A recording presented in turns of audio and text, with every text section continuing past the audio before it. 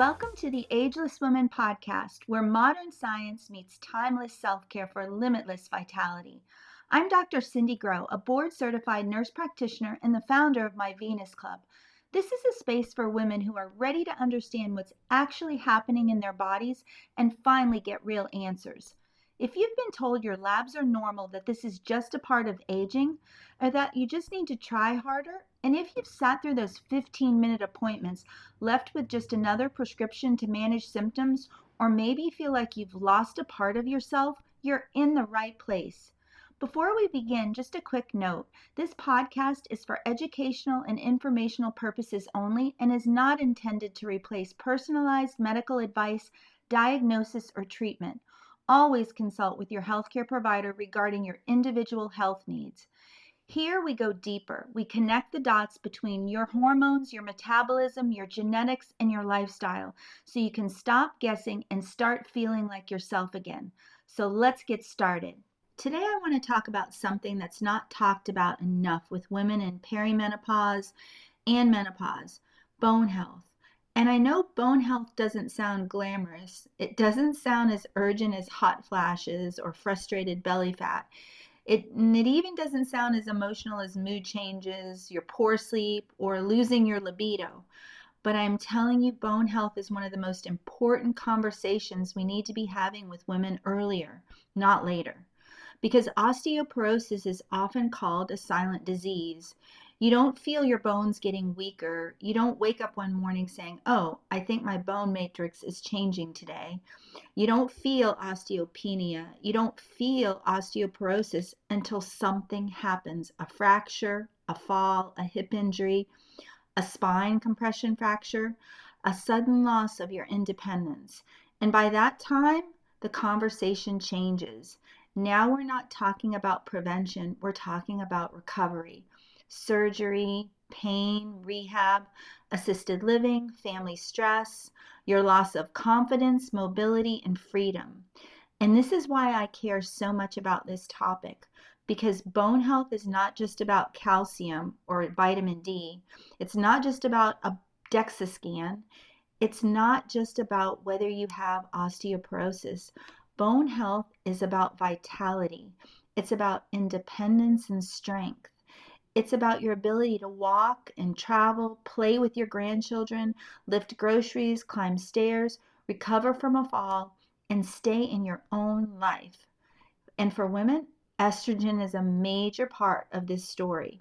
So today we're talking about estrogen, bone health, perimenopause, menopause, and why I believe we need to be much more proactive with women before bone loss becomes a diagnosis. And this topic, it's really personal for me also, because in my own family history, if you've listened to previous podcasts, you know I lost my mom and grandmother early to sudden cardiovascular disease. And when you lose women you love suddenly, it changes how you think about prevention. It changes how you think about aging in general. It changes how you think about what's happening inside your body long before the crisis shows up. And then, as a provider, I've seen the other side of aging too. I've cared for women in acute hospital settings. I've seen women go from living independently to needing assisted living. I've seen women move into memory care, and I've walked with families through hospice. I've watched adult children trying to make decisions they were not prepared to make, and I've heard the guilt, exhaustion, fear, the love, the stress. And I've even seen how one fall, one fracture, just one loss of mobility can change the entire trajectory of a woman's life. That stays with you. And because health is not just about living longer, it's about how well we live. It's about whether we can stay strong enough to participate in our own life. It's about whether our body can support our purpose. And I've said before, I don't just want to be here. I want to be here with vitality. I want to be here living and playing, laughing, traveling, enjoying my family and my grandbabies. I want to walk into the next decade with strength, clarity, energy, and independence. And I want that for every woman who chooses that for herself. That's why bone health matters. Because if we want women to age powerfully, we cannot ignore the skeleton that is literally holding us up. One of the biggest mistakes we make is thinking bone health is something to worry about when we're 70 or 80, but it's not. The consequences show up much earlier, especially for women, and especially during perimenopause and that transition into menopause. When women are in their 40s, 50s, they're usually not thinking, how strong will my bones be when I'm 80? They're thinking about sleep, weight, mood, energy, hot flashes, their marriage, their libido, children, aging parents, their careers, stress, body changes. And I really understand that. But here's what I want women to hear. The perimenopausal and early menopausal window is one of the most important times to think about bone protection and overall chronic disease prevention. Not because we want to scare women, but because we want them to have the time they need, time to assess, act, and preserve and build if they needed to. Because it's much easier to protect bone than to try to rebuild poor quality bone after significant loss has already happened. And this is where prevention matters. This is where early action matters. This is where precision medicine and diagnostics matter. Because waiting until 65 for your first DEXA scan may be way too late for some women. Not all women, but some women. And the problem is, if we don't look at what we need to know now, you could already be losing bone. So let's talk about estrogen now. Because estrogen is not just about your menstrual cycle or fertility or hot flashes. It's not just about whether you feel hormonal. Estrogen is a whole body hormone. It affects the brain, the heart, blood vessels, your skin, your vaginal tissue, your joints, your muscle, and yes, your bones. Bone is a living tissue. It's constantly being remodeled. That means your body's always breaking down old bone and building new bone. There are cells called osteoclasts that break down bone, and there are cells called osteoblasts that build up bone. Healthy bone depends on that balance, breaking down and building up, remodel and renew. Estrogen helps regulate that process. When estrogen declines, especially during perimenopause and menopause, bone breakdown can begin to outpace bone building, and that's when bone density can decline. But it's not just bone density, it's bone quality. The architecture of the bone can change, the strength of the bone can change, and the resilience of the bone can change. And this really matters because two women may have similar bone density numbers, but their fracture risk may not be the same. Depending on their bone quality, their muscle strength and balance, inflammation, medication, genetics, which play a huge part, nutrition, and their fall risk. So when we talk about bone health, I don't want women to think only about calcium. It's bigger than calcium. This is estrogen, progesterone, muscle, protein, vitamin D, magnesium, K2, inflammation, strength training, which is so important, your balance, insulin resistance plays a huge role. Your thyroid function is so important. Stress that you're under, your medication that you're taking, family history, and prevention. It's all connected. And here's where I think women really are being underserved. We often wait until menopause is official, and by official I mean 12 months without a period. But your hormones don't wait until the day you start changing. Perimenopause can begin years before your final menstrual cycle, and for many women, ovulation becomes more inconsistent too. Progesterone declines, estrogen starts to fluctuate. Sometimes estrogen is high, sometimes it drops low. Cycles can become very irregular. Sleep changes, moods change, anxiety increases, body composition starts to change, and somewhere in that transition, bone remodeling can also begin to shift.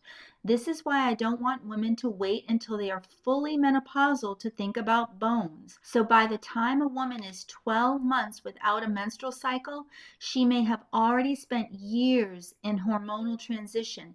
And for some women, that's a window where bone loss becomes more aggressive. This is especially important if you have high risk factors, family history of osteoporosis, a mother or grandmother with a hip fracture, low body weight, early menopause, autoimmune disease, a history of eating disorders, long-term steroid use, long-term GLP-1 use, thyroid disease, smoking, alcohol, poor protein intake, low muscle mass, frequent dieting, sedentary lifestyle too, and of course, chronic stress and poor sleep, because bone is not separate from the rest of your body. Your bones are listening to your hormones, your muscles, your nutrients, inflammation, your stress physiology, your metabolic health, how you move, your lifestyle. Everything is truly all connected. And standard guidelines, well, they often recommend a bone density screening at 65.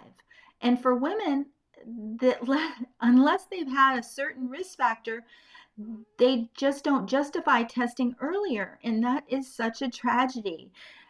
And I understand why population-based guidelines exist, but they're designed for large groups of people. They consider cost, access, risk, insurance, population level benefits. But when I'm sitting with a woman, I'm not treating a population. I'm treating the specific woman I'm working with, her family history, her symptoms, her hormonal transition, her body composition, her risks, her goals, and ultimately her future health. And for many women, especially women in their 40s and 50s, I believe it is worth having a conversation about baseline bone density earlier. Not because every woman needs aggressive treatment, not because every woman needs hormones, but because we want to get the information we need to identify if there's something we need to address. And information is powerful. So if you get a bone DEXA scan at 65 and it shows bone loss, you do not always know when that loss started. Was it gradual? Was it rapid? Did it start at 48 or 40? Did it accelerate after menopause? Is it related to estrogen decline? Or was it related to thyroid? Was it related to low protein and muscle loss? Or was it related to years of dieting? Or is it related just to your genetics? If we never establish a baseline, we lose the ability to track trajectory, and trajectory matters. Because a woman with mild bone loss at 75 is a different conversation than a woman with the same bone loss at age 50. Age truly matters. The rate of change matters. Your risk factors matter. And this is where women need individualized care. This is also where I want women to advocate for themselves. Ask about a bone density. Ask about your risk factors. Ask about your family history. Ask whether a baseline bone density makes sense for you.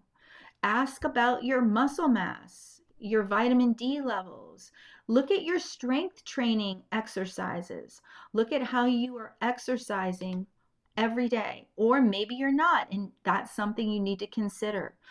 Look at your hormones. Ask about the whole picture, because sometimes we don't get what we don't ask for, and women deserve to ask.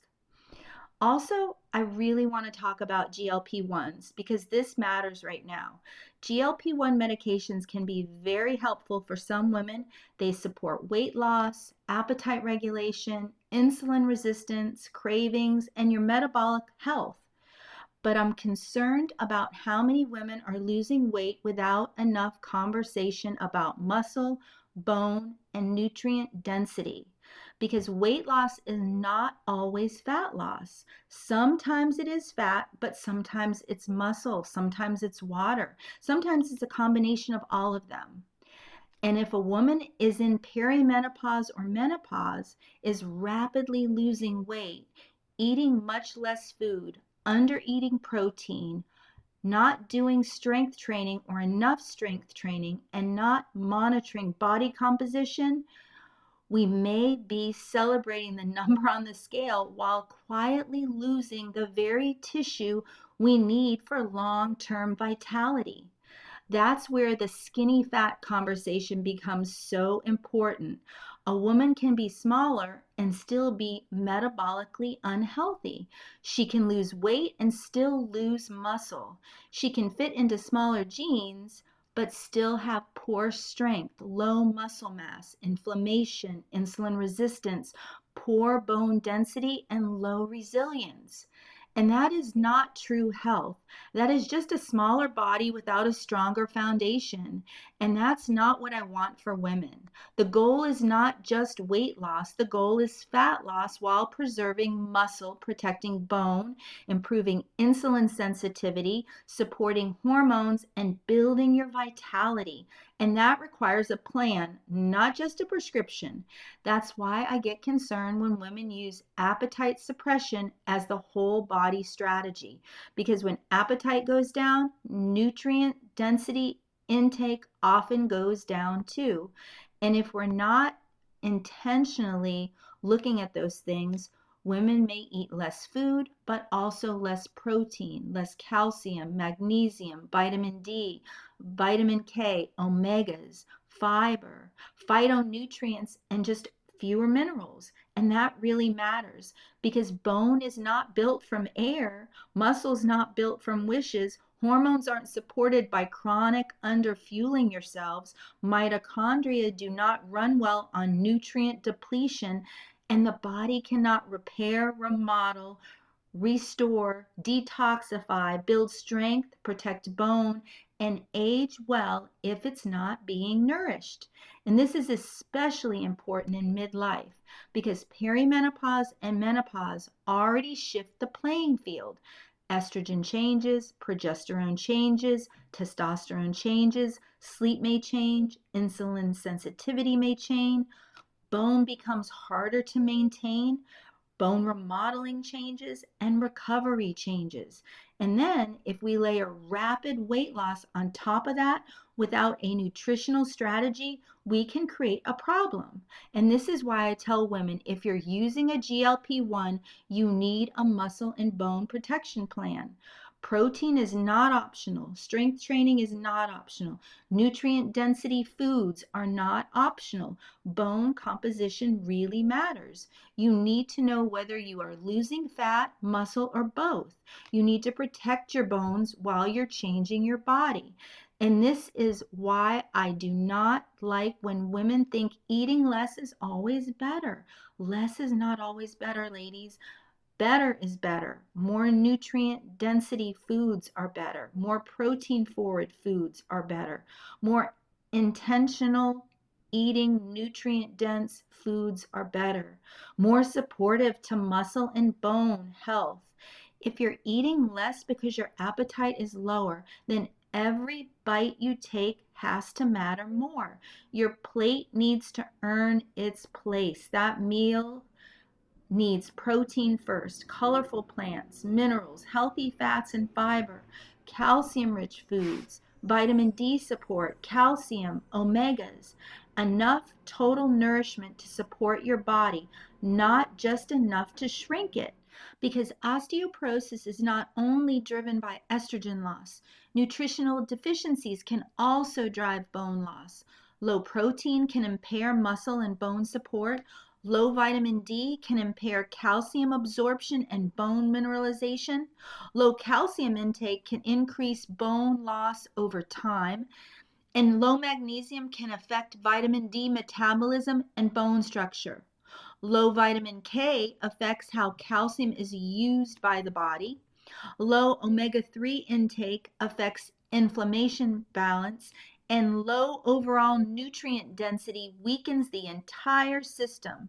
And gut issues, well, that can make this worse because you may not absorb the nutrients well, even if you're eating them. This is why bone health is not a calcium supplement conversation. It's a nourishment conversation. It requires conversation around hormones, muscles, the gut, metabolic health, very important cellular health, and lifestyle. So if you're on a GLP-1 or considering one, I'm not here to shame that at all. I'm here to say, let's do it intelligently. Let's do it with support, with protein, with resistance training, with body composition tracking, attention to bone health, nutrient-dense foods, measure the right labs when appropriate, and plan for maintenance, because the goal is not to become smaller or weaker. The goal is to become a stronger, healthier, more metabolically resilient version of yourself. That's the difference. At my Venus Club, we're not just asking, how much weight did you lose? We're asking, did you preserve muscle? Did you protect bone? Did your insulin improve? Did inflammation calm down? Is your sleep better? Did your strength and energy improve? Did your overall body composition improve? Are you nourishing your body? Are you building a foundation that will carry you into the next decade? Because that's the conversation women deserve. Not just weight loss, vitality. Not just being thinner, but stronger. Not just appetite suppression, but true metabolic health. And if we're going to use powerful tools like GLP-1s, we need powerful foundations to protect the woman using them. It's so important. Now let's talk about hormone therapy, because this conversation has been confusing for many women. For years, women were told hormones were dangerous. Then women were told hormones were the answers to everything. Neither extreme is helpful. We need nuance. Not every woman needs hormone therapy. Not every woman is a candidate. Not every woman wants it, and that's okay. But we also need to be honest that estrogen plays a major role in bone protection for many women and overall vitality as we age. So when estrogen declines, bone loss can accelerate. And for some women, especially women at higher risk for osteopenia or osteoporosis, hormone therapy may be a part of a bone protective strategy. But there is a part I really want women to hear. Timing matters. Hormone therapy is not something we should casually ignore during the menopausal transition and then assume we can safely start decades later without thinking through the risks. There appears to be a window where hormone therapy may have a more favorable benefit risk profile for many healthy women, generally before age 60 or within about 10 years of menopausal onset, when there's no contraindication. So we want to look at the whole person, the whole picture. That doesn't mean every woman should take hormones, but it does mean the timing conversation matters, because waiting until a woman is well beyond menopause can change the risk profile. For women who start hormone therapy more than 10 years after menopause or after age 60, the risk-benefit ratio may be less favorable. In that group of women, research and guidelines have raised more concern about higher absolute risk for heart disease, stroke, blood clots, and dementia. And that's why I do not want women to wait until they're 65 or 75 to have their first serious conversation about hormones, bones, heart disease risk, and prevention. By then, we may have missed an important window. And this is especially important for bone health, because the most aggressive bone loss often happens around the menopausal transition, the years leading into menopause and the years just after. So if we wait until menopause is long behind us, we may be trying to recover bone that would have been easier to preserve much earlier in life. That's a completely different conversation. Preserving bone and rebuilding bone are not the same thing. Protecting the quality of bone early is not the same as trying to restore fragile bone later. And this is why I want women in their 40s and 50s to pay attention. Not to panic, but pay attention. If you're in perimenopause, if your cycles are changing, if you're having symptoms, if you have a family history of osteoporosis, if you've had early menopause, or if you're losing muscle, if you're losing weight rapidly, if you've got long-term steroid use or thyroid issues, autoimmune disease, gut issues, or a history of low body weight, then bone health and hormone timing should be an absolute part of the conversation now. Not someday, but now. Hormone therapy should always be individualized. We have to consider your symptoms, your age, timing since menopause, personal and family history, heart risk, breast cancer risk, clotting risk, blood pressure, your metabolism, your uterine status, bone density, the route of delivery, your absorption, your hormones, how you feel. This is why I believe hormone therapy should not be casual. It should not be fear-based, and it should not be a one-size-fits-all. It should be thoughtful, monitored, personalized, and part of a larger plan, because estrogen may help support bone, but hormones alone do not replace strength training. They don't replace protein or vitamin D or balanced work, inflammation, metabolic health, sleep, cellular health. They are one piece, an important piece for some women, but still only one piece to the health puzzle. So the message is not everyone needs hormones, and the message isn't no one should take hormones. The message is this: do not wait until you're far beyond menopause to start asking serious questions. And don't let fear keep you from being educated. Don't let hype make the decision for you either. Have the conversation early. Understand your risks. Know your bone density. Know your heart disease risk. Know your hormone patterns. And absolutely know your options, because informed women make better decisions. And when it comes to bone health, timing matters. That's why advanced testing really matters. One of the things I want women to understand is that hormone dosing and hormone absorption also can vary. Two women can use the same dose and not get the same results. One woman may absorb a patch well, another may not. One woman may do better with a different route. She may feel better with an oral or maybe a cream. It just depends. Another may have a different strategy. That's why I believe monitoring really matters. Advanced diagnostic testing really matters.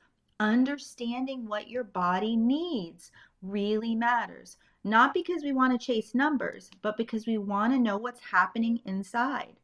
If a woman is taking estrogen for symptoms only, sometimes the symptom response tells us a lot. Are the hot flashes better? Is her sleep improved? Vaginal dryness and libido better? Mood improved? But if part of the goal is bone protection, cardiovascular disease prevention, brain health, or long-term health optimization, then I think we need a more thoughtful conversation. What is the dose doing? Is she really absorbing it? How is she metabolizing it and detoxifying it from her body? Is progesterone adequate if she has a uterus? Is estrogen being cleared? Like the detox, the clearing of the estrogens not being used is so important. The same for adrenals and cortisol. And what's happening with inflammation? What's happening with inflammation and insulin? What's happening with the bone density, the body composition?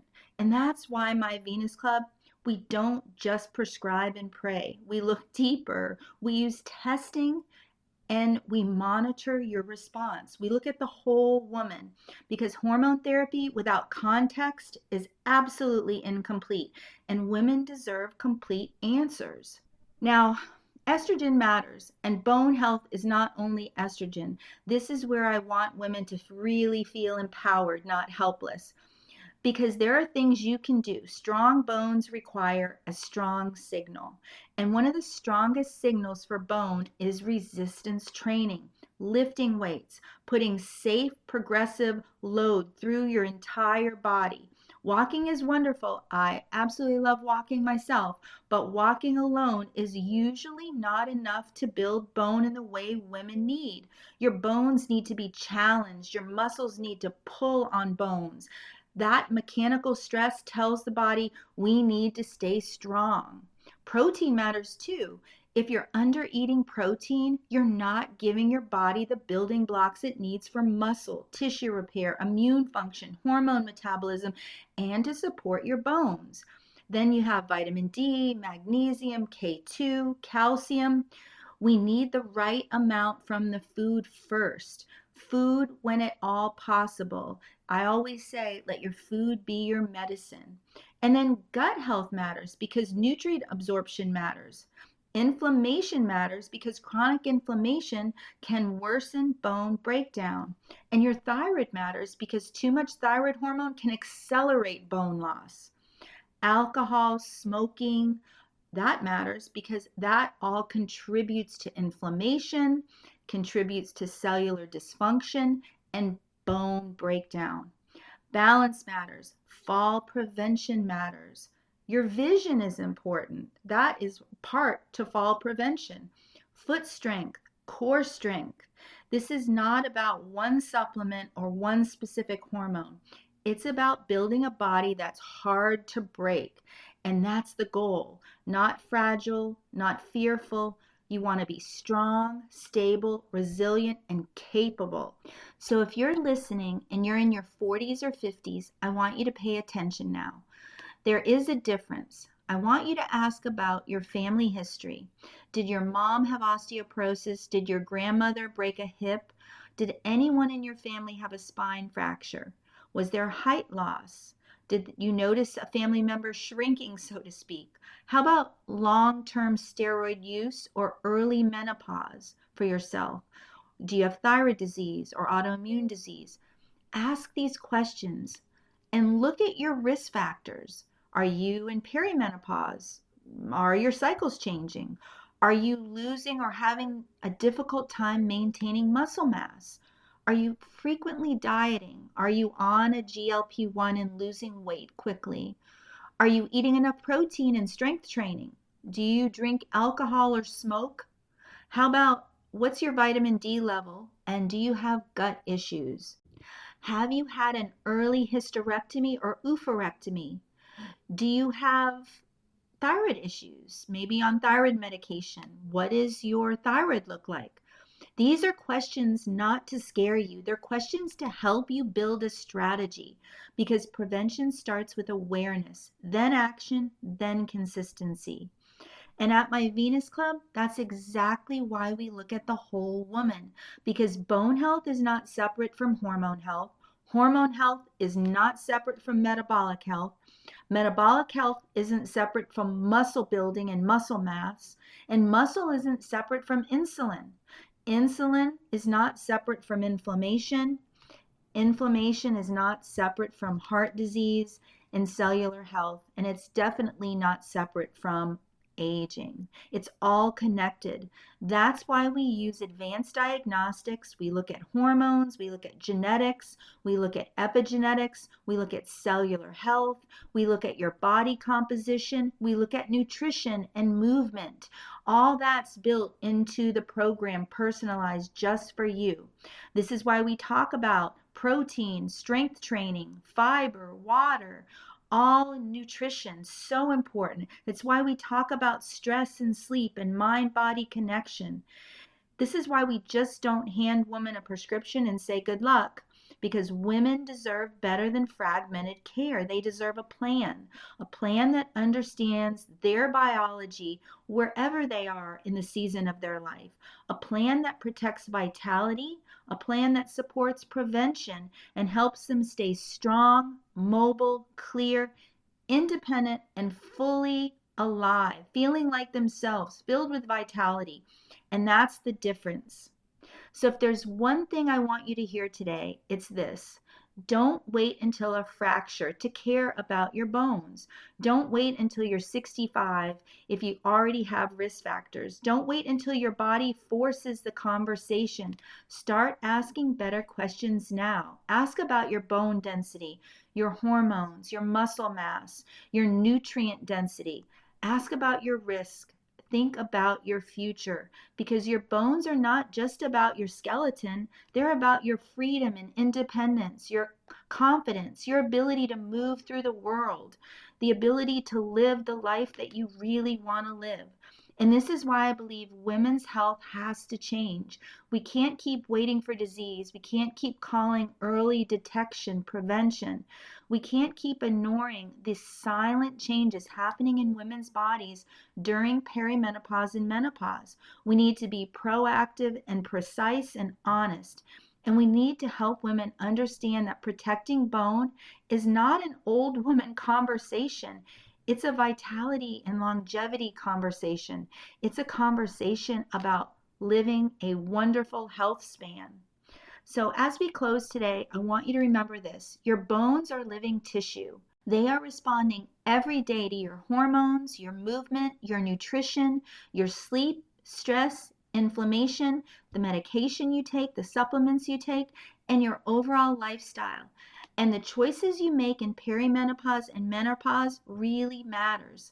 Not because you need to be perfect, because you don't, but you deserve to age with strength, mobility, independence, and to feel powerful in your body. You deserve to know what's happening before something breaks down. So keep building your foundations. Keep prioritizing protein, lifting weights, walking, protecting your sleep, checking your vitamins. Keep asking questions, advocating for yourself. Learn how your body is changing. And please remember this, you can't optimize what you don't understand. And women deserve to understand. Thank you for joining me today for this incredibly important conversation. Keep listening to your body, keep building strength, and keep choosing the future version of you who wants to live with vitality, freedom, and power. Thank you for being here with me today. If this episode resonated with you, I invite you to share it with someone who may need to hear it also. And if you're ready to start understanding your body on a deeper level and getting the clarity you deserve, you can learn more about my Venus Club at myvenusclub.com. We offer a limited number of memberships for women who are ready to take a more personalized, in-depth approach to their health. So apply for a membership. There's no pressure, just an opportunity to start a different kind of conversation, one that focuses on you, your body, and what you truly need. Because once you understand your body, everything changes. I'll see you in the next episode.